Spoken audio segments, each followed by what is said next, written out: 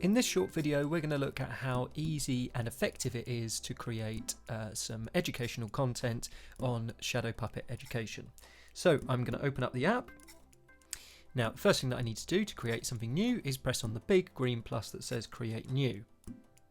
From there, I can see all of the images in my camera roll. Now, my particular presentation that I'm going to create here is going to be on the water cycle. So I'm going to take these pictures here. So I've got some groundwater first. I've got some evaporation, I've got some condensation, and then some precipitation, and then I'm going to press next. Now, as you can see, it places it in this really simplistic platform for recording your voice over the top of the images. You can also add some text, so I'm going to go ahead and add a title.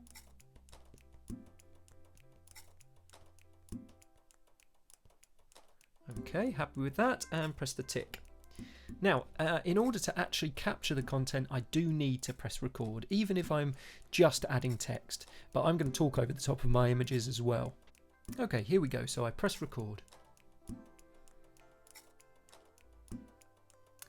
Welcome to my presentation about the water cycle. The water cycle starts with groundwater. The groundwater is heated by the sun and evaporates. When it gets to a certain height, it cools down so much and condenses that it becomes a cloud. The cloud eventually falls as rainfall or precipitation. When I'm happy, I press pause and I press save, and it will stitch all of those images together with the audio that I put on top. Let's have a look at what it sounds like. Welcome to my presentation about the water cycle.